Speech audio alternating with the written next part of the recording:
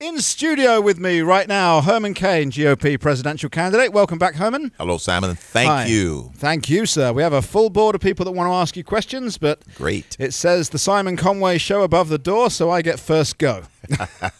Okay. I was looking at your website today, and there's some stuff here about national security because, of course, apart from wanting to be president, you want to be commander-in-chief. Yes. And I'm looking at this, and it essentially says that we've got to support our military, we've got to give them training, equipment, technology, infrastructure. We're not going to hear that from, we are going to hear that from absolutely everybody else. What makes you a better commander-in-chief than, say, the one we've already got? Because my approach to getting my hands around national security starts with listening to the field commanders, listening to the generals, listening to the Joint Chiefs of Staff, listen to the people who are closest to the problem. That's one of my guiding principles for my campaign, as well as guiding principles that I will use as president. We have plenty of expertise in Washington, D.C., in the Pentagon and in our military. A good leader knows how to ask the right questions in order to make sure that we are strategically using all of our resources in the best manner. So if the generals come to you with a shopping list, are you just going to sign off on it? Nope. I'm going to ask questions. Why do you need this? Why do you need that? Why do you need that? Why do you need this? Okay. And then if they give me a convincing argument as to why we need it, the next question is going to be, well, do we have a program that we need to end in order to be able to do the new program? And so we'll use that kind of approach to see if we can't focus our resources better. Because there are times that I feel, and a lot of people feel, is that we don't have the right focus on the right systems in the right way. As someone who wants to be commander-in-chief, do you not think you should have had your boots on the ground in Afghanistan or Iraq by now? My boots on the ground? Possibly, yes. But since it's still early in the campaign, I have been spending my time here talking to security experts, talking to ex-military people who have served there. I've even had briefings from people who have worked in the Afghanistan government.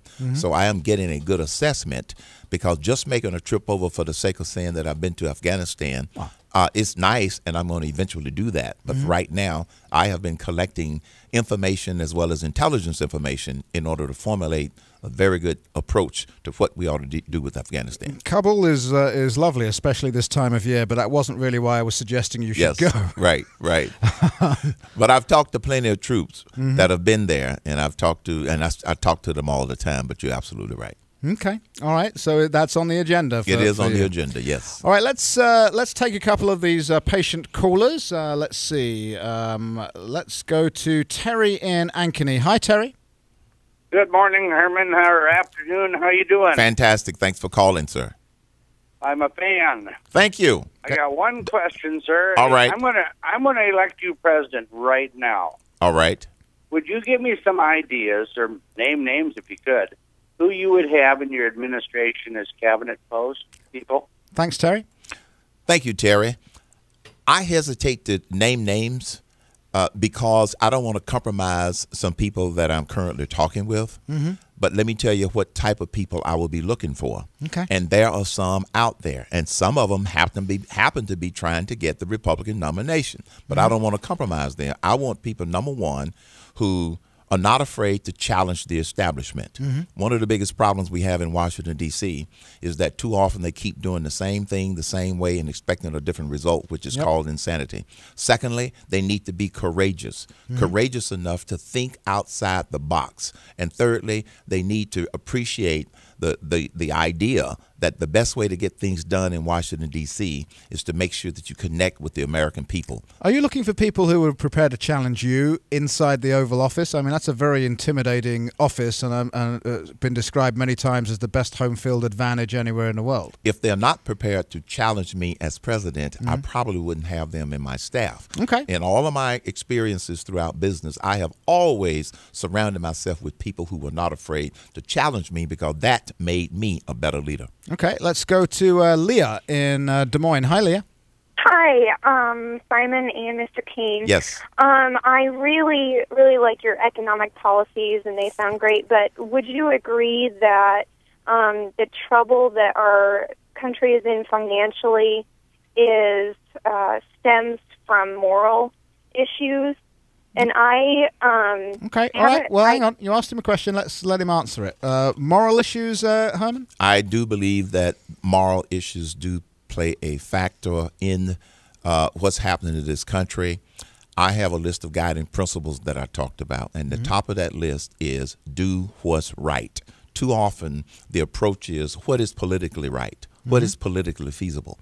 Secondly, yes, with respect to things like marriage, with respect to some of the other social issues, there is a degradation that is going on. I had the unfortunate experience just 2 days ago when I was in Las Vegas, when I was on the way to the event, the Conservative Leadership Conference. Someone had actually put up a billboard, paid money to have a message up there that said, and I quote, "God is a myth." Now, because of the First Amendment, they have every right to do that. But, you know, for somebody to want to spend money to try and basically challenge people who believe in God, something is terribly wrong. Well, later on in today's show, we're going to be talking about the New York atheists who plan now to sue the city over 7 in Heaven Way outside a fire station, a street named in honor of 7 firefighters who gave their lives on 9/11. Unbelievable. Isn't it unbelievable? It really is. It's incredible. Let's move on to immigration, because again, I'm looking at your website. I'm reading what's on your website. Thank you. And it essentially says that what we've got works if we don't enforce it. That's how I'm interpreting it. So secure the border and enforce the laws that we've got. Correct. Is that Herman Cain's policy? Yes, it's got 4 parts to it, because the whole immigration issue is 4 problems, not just one. And specifically, secure the border. I mean, get serious about securing the border, and I happen to believe that we can do that. Okay. We can put a man on the moon. We can secure the border. No, not Secondly, anymore, we can't. That's right. No, we have to thumb our way to the space station now. Don't get me started. That's another area where I disagree with this president. Boy, don't get me started. Secondly, on that enforce the laws that are already on the books. Thirdly, promote the path to citizenship that already exists. All we need to do is clean up the bureaucracy that makes it cumbersome for people to come through the front door. And then number 4. Trust me. Yes, I know about that. I know you do. You know about it firsthand. And it could be a whole lot simpler, cleaner, and faster if we take a look at it and do it right. And then the 4th thing, empower the states to do what the federal government is not, cannot, will not, and will never do. And that is to deal with the illegals that are already in the state. Make it a state matter and empower them to do so. And that way we'll be working on all 4 of the problems. See, let me ask you a question. Yes. Are you aware that in order to become a citizen of the United States, you need to take a test that's roughly 5th grade level, and you have to make a D? Yes. You're aware of that? Yes. Do you not think that bar's just ever so slightly low?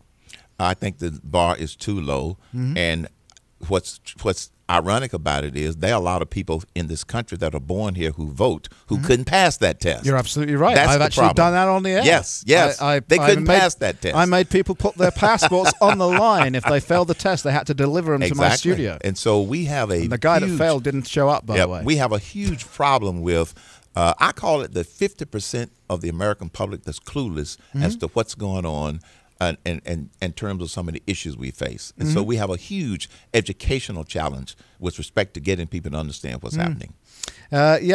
See, I would go way further than you. I would absolutely. You've got to start with securing the border, no question. You have to secure the border. Otherwise, anything else you do is a complete waste of time. If you don't secure the border, then you're not fixing the problem. No. And then whatever you do on the other end, on this side, it's never going to get any better. Absolutely. So you've got to start there. The second thing you've got to do is make it bureaucratically much easier to come in here legally. Yes.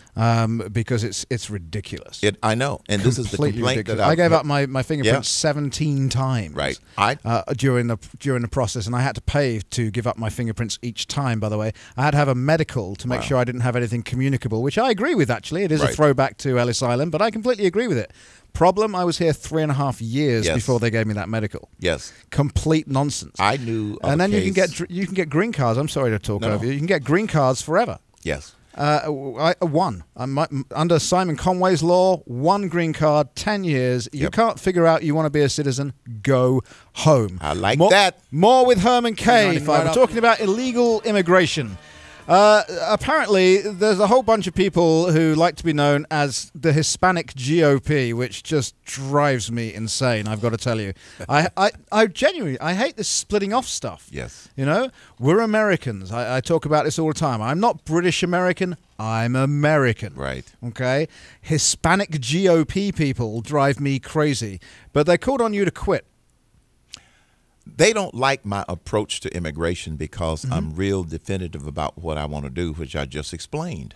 And then when I made a jest, I talked about securing the border. Well, they were offended by that. Well, you know what? I can't worry about being politically correct, but I am firmly believe in what I just described as the 4 problems of this issue. There's an element, Simon, in this country, they do not want to secure the border. They wanted to leave it porous, and I don't agree with that. We are a nation of laws for a reason, and I believe illegal is illegal and legal is legal. That's why I'm adamant about securing the border. And speaking as someone who came through the front door, I can assure you that illegal immigrants annoy me more than they annoy most other Americans, I promise you. You did it the right way. I sure did. Let me bring Nathan from Ankeny on the phone. Make your point quickly, Nathan, please. Yes, Simon, I'm here visiting in Ankeny, and I do really enjoy your show. But, Mr. Cain, I heard you probably about 3 months ago, and I've really enjoyed everything you've had to say. I do have one question for you. Yes. On the homosexual agenda, the same-sex marriage, the abolishing the don't ask, don't tell, teaching in elementary schools that Heather has 2 mommies or 2 daddies. Okay.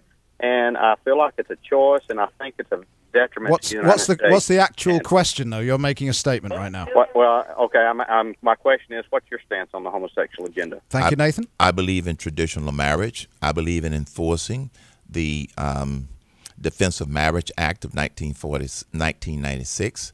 I also would never have repealed Don't Ask, Don't Tell, because I don't believe that the military needs that distraction, and I have been consistent with that. So that's how I feel about it in terms of traditional marriage, 1 man, 1 woman, and I do not believe that you teach in school that it's okay to have, 2 mummies or 2 daddies, because that's not the way our founding fathers envisioned the cultural values of this nation. Okay, I think that was clear enough, Nathan. Hopefully you got your answer there. Let's see. Let me take one more right now. Let's go to Vicky in Granger. Hi, Vicky. Hi, Simon. Hi, Mr. Cain. Hello. I have a couple very short related questions. One is, just are the you one. pro-life? Pro-life. I am pro-life from conception. End of story. I do not believe in abortion. You don't have to go any further than that. One more very quick one. Andy in Kelowna. Hi, Andy. Hi, how are you? Hello, Great. Herman. Hello. Make your point, please. Real quick question. I have heard that you believe that gun ownership or the right to bear arms is a state's issue, and I wonder why, since it's in the Constitution. First of all, that statement is not true. What I have said is that if a state wants to pass background check laws, they have the right to do that. If a state wants to pass conceal and carry laws, it should be the state and not the federal government. I do not believe that the federal government or the state should restrict access to our ownership of weapons. Okay, again, very clear. No room for maneuver there. Let me go to, let's see. Let me go to Gary on a cell phone. Hi, Gary. Hi, Simon. I have a question for Herman. Yes, sir. He can hear you. I love his tax ideas, but I have one more economic question for him. We make him president. He gets his tax reform through. He follows through with phase 2 and reforms the IRS code and gets rid of it. Okay. Now, are you an artificial stimulation fan, or are you a market clearing fan with minor, if any, adjustments from the Fed? I am a market-driven growth person, and I do not believe that the Federal Reserve should be in the business of trying to artificially stimulate the markets. You don't stimulate the market by deflating the dollar. No, you get government out of the way and allow the free market system and free markets to determine our economic growth. And if we put the right fuel in the engine, I believe it will grow substantially. Okay, Herman, you're in town for a grand opening. Yes. Tell us about that. Then we'll take a final quick traffic break, and I'll come back with one last question for you. Grand opening of the Herman Cain for President headquarters of our this afternoon at 5:30 p.m. at 8550 New York Avenue in Urbandale. Grand opening of our Cain Presidential Office. There you go. Yeah, well, Herman Cain, thank you so much for joining me today. I really appreciate it. My pleasure. Thank you. We're talking about securing the border. Are you aware of the what is happening with border agent Jesus Diaz right now? Do you know about that case? No, I'm not. Okay. I'm going to tell you very briefly because the clock's ticking, and then I'm going to ask you for a commitment to look into it. Okay? Jesus Diaz, Border Patrol agent, 8-year veteran. Okay, stopped an illegal alien drug smuggler one night and pulled on his handcuffs upwards to take him to the ground because he was being non-cooperative. That is the only physical thing he's been charged with. Okay, the other stuff is infringing this illegal alien drug smuggler's rights, and he has been convicted. He is going to get a minimum of 10 years. He's currently locked up 23 hours a day. It's worse than the Compion and Ramos case because he didn't shoot anybody. He used handcuffs. I appreciate you don't know about it. Can I get your commitment that you will look into it? And if you agree with what I've just said, advocate for Jesus Diaz. Absolutely. Herman Cain, thank you so much Thanks, for joining Simon. me here today on the Simon Conway Show. We appreciate it as ever, and hopefully we'll get you back one more time before straw poll time. Thanks a lot. Thank you, sir.